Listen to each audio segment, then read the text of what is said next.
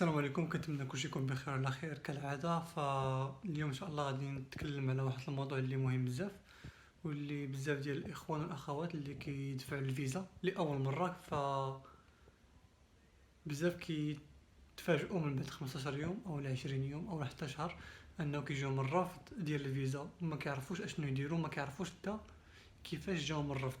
عند بالهم ان الدوسي ديالهم راه كامل مكمول، رغم ان الرفض كيكون يعني بواحد النسبة كبيرة، ماشي زعما نسبة تاع 100%، ولكن واحد النسبة كبيرة كيكون بسبب الملف ديالك فيه مشكل.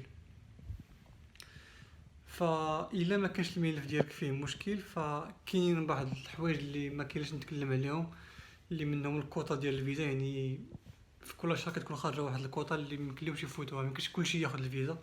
هذه حاجه هذه كاينه في العالم كامل، ماشي كاينه غير في اوروبا. ف ابار الكوطا اللي هي ماشي زعما نقولوا المهم عندها واحد النسبه، ولكن نسبه قليله، ماشي هذا هو المشكل. حيت هما عارفين تيكونوا دايرين واحد الكوطا اللي كبيره، اللي غادي تكون كافيه، يعني لا موين تاع الناس اللي غادي يدفعوا في داك الشهر مثلا في المغرب كامل. يعني قليل فيك ديباس الكوطا كيجي فيك الرفض هكاك. فالنسبه الكبيره كيف قلنا هي كتكون نظرا للدوسي ديالك كيكون فيه مشكل.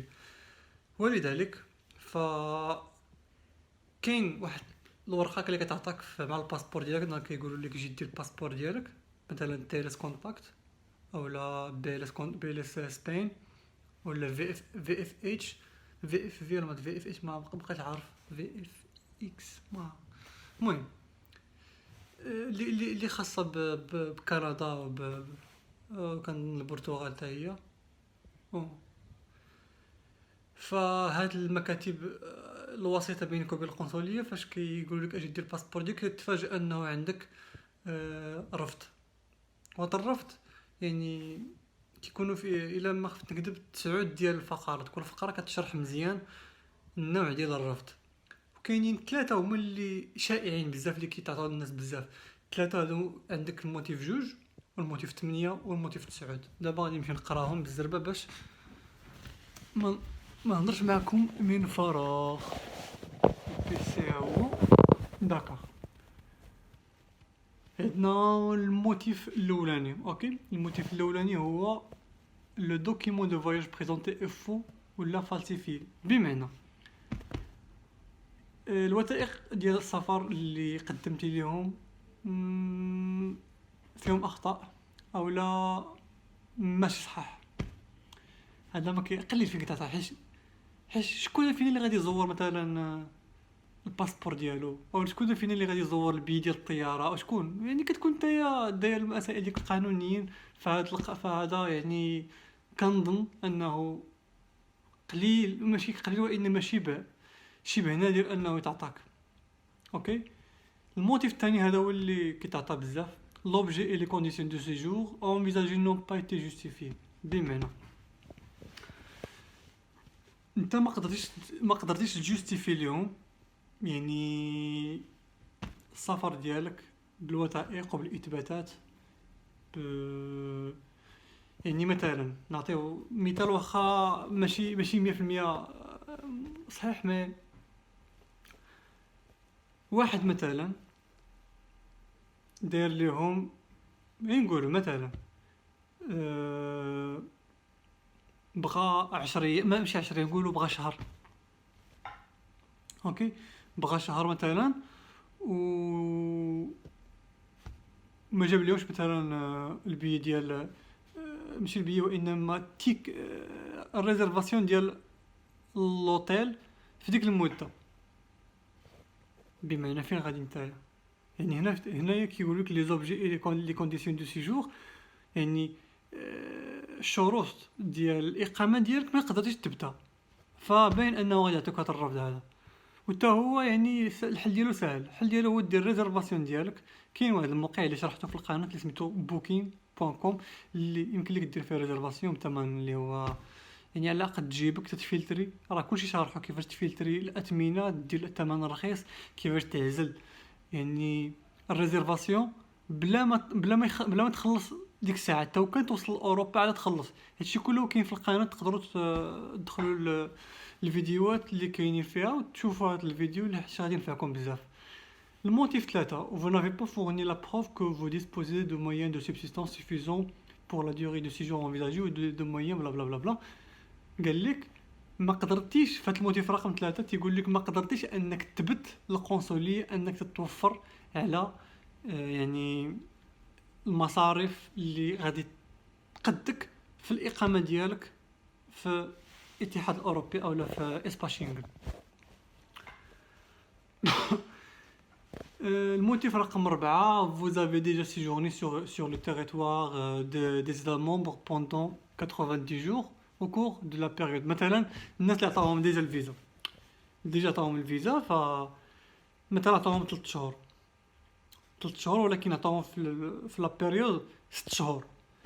مثلا هاد الناس هادو في 6 شهور الاولانيه جلسوا 3 شهور وسيمانه، يعني فاتوا ديك 3 شهور اللي عطاهم في نص عام فاتوها. فهادو الى عطاهم هاد الموتيف كيعني انهم كيقولوا لهم راكم خرقتوا القانون ديال الفيزا وجلستوا سيمانه فايته القياس على 3 شهور اللي عطيناكم حنايا في ديك 6 شهور الاولانيين د العام. فهذا هو الموتيف 4. بالنسبه للموتيف 5، vous avez fait l'objet d'un signalement aux fins de non-admission dans le système d'information Schengen SIS. هذا يعني مثلا الاسباس شينغن بحال قلتي مبانيك باش انك تدخل الاتحاد الاسباس شينغن، يعني مبانيك يعني حطك في السيستم باللي نتايا نو ادمي باش انك يعني غير مقبول باش انك تشد الفيزا مره اخرى، او لك تدير شي مشكل قبل ومعلق على الاسم ديالك انه ما تاخذش الفيزا. اوكي هادشي قليل فيك تعطى صراحه لك تمكحلها. يعني بالنسبه للموتيف 6، un ou plusieurs États membres estiment que vous représentez une menace pour l'ordre de la sécurité nationale ou la santé publique au sens de l'article 2 بلا بلا بلا بلا. هذا كيعني الموتيف 6 انه شي دوله من دول الاتحاد الاوروبي او دوله من دول فضاء شينغن كتشكل عليهم خطر او كتشكل خطر على الامن القومي ديالهم، وبالتالي كلاساك باش انك يعني كشخص كيمثل عليهم خطر. وهنايا الا اكتشفت القنصليه المساله في السيستم ما غاديش تاخذ الفيزا وغيعطيك واحد الموتيف 6. بالنسبه للموتيف 7، vous n'avez pas présenté d'éléments attestant que vous êtes titulaire d'une assurance de voyage. هذه مهمه. هاد الموتيف 7 تيقول لك انك ما درتيش في الدوسي ديال الفيزا لاسيرونس فواياج، التامين على السفر ما درتيهش، وبالتالي غادي يرفضوا لك الفيزا وغادي يعطيك الموتيف 7. هذا قليل فيك قليل، حيت الناس اغلبيه اللي كيكونوا باغيين يمشيو فكيعطيو الدوسي كيكونوا عارفين هاد المسائل هادو. انا غنقول لكم في فيديو الوغ كنهضر بزاف وقع لي مشكل في التليفون ان الميموار ايبوي ساتورات وبالتالي تقطع. ماشي مشكل، غادي نستدرك الفيديو وغادي نمونطي مع فين وقف. فخلينا في الموتيف رقم 7 واللي كيهضر على لاسيغونس فواياج، وبالتالي الا ما درتيش لاسيغونس فواياج او التامين على السفر في الملف ديالك فكيعطيك واحد الموتيف اللي هو رقم 7. اوكي بالنسبه للموتيف رقم 8، les informations communiquées pour justifier l'objet et les conditions de séjour envisagées ne sont pas fiables. الموتيف 8 تقريبا كيشبه، راه كيف قلت لكم راه كيشبه الموتيف رقم 2، كيتشابهوا بزاف، يعني ما كاينش فرق كبير بيناتهم. يعني بزاف الناس كيعطيو 8 و 2 8 و 2 كيعطيو عليهم 2 في دقه واحده حيت كيتشابهوا بجوج، عندهم علاقه مع يعني ما تبديش ليهم يعني المسائل ديال السفر، يعني الفلوس وصحه ديال الوثائق من ريزيرفاسيون من بزاف الحوايج.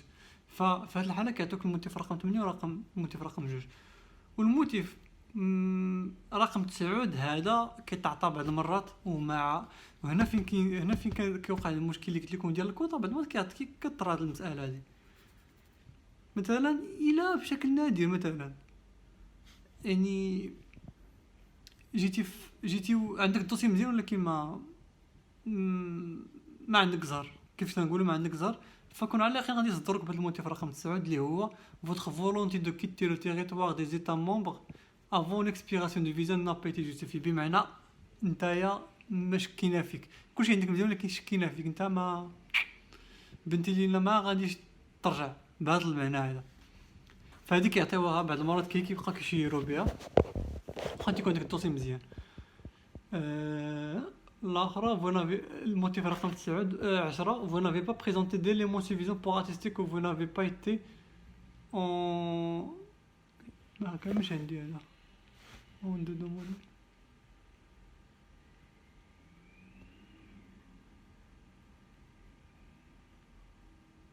ما كانش عندي في التصويره، ولكن ما عمرني شفت واحد كيتعطى لي هذا الموتيف رقم لا 10 ولا الموتيف 11. الموتيف 11 تيقول لك لابروغاسيون دو فيزا اي تي دوموندي بار لو تيتولير دو فيزا. تو ما هاد 10 11 ما جامي ما عمرني شفت شي واحد في الجروب داخل بزاف على المجموعات، ما عمرني شفت شي واحد اللي يعني عطاو ليهم وبالتالي بلا ما تحمقوا راسكم. دابا اجي نشوفوا دروكا واحد الحل اللي بالتجربه جربته واللي بزاف الناس كنعرفهم داروه، منهم الاخت ديالي، منهم يعني بعض الاصدقاء اللي جدوا الفيزا. فهاد الحل هذا خاص يعني في هذا الفيديو هذا غادي يكون فقط للطلاب الناس اللي كيقراو. فباش انك تفادى الموتيف 2 و8 و9 الحل شنو هو؟ بالنسبه للموتيف 2 و8 ضروري الا كنتي باقي كتقرا في ليتيا في شي مدرسه بريفي في الجامعه في الباك، المهم تكون كتقرا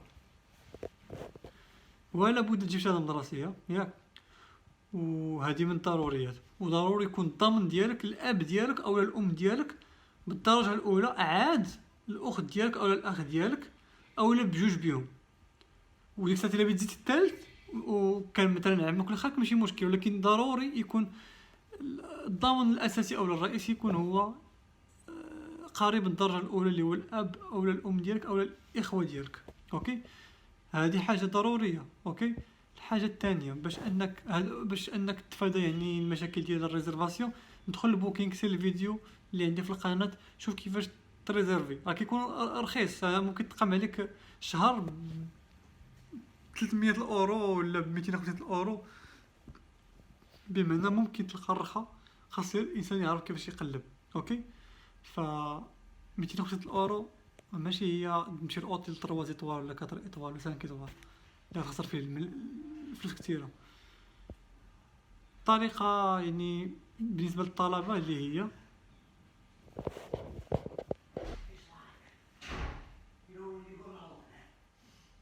كاين ماتش ديال سميتو كتلعب الانجليز وسميتها الانجليز، والله ما عقلت على شكون. المهم هنا في البرتغال كاين الصداع والروينه دروك كنسمعهم من هنايا.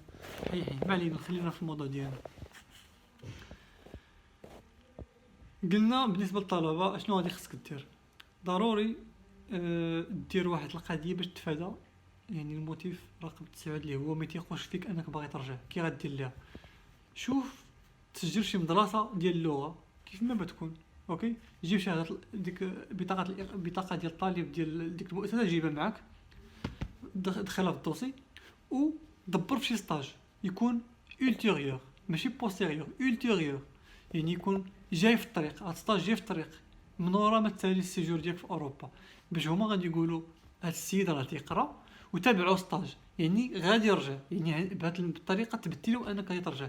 والطريقه تنقول لكم راه يعني بزاف الناس ومنهم انايا راه صدقات 2 المرات وكنشد بها الفيزا، وبالتالي ما كنتفادى الرفض هذا. اوكي، رغم ان يعني ما عنديش الفلوس بزاف، كنطلب مده معقوله سيمانه 5 ايام اللي كنكون قادر نبينها في الريزرفاسيون ونبينها في المسائل ديالي كامله.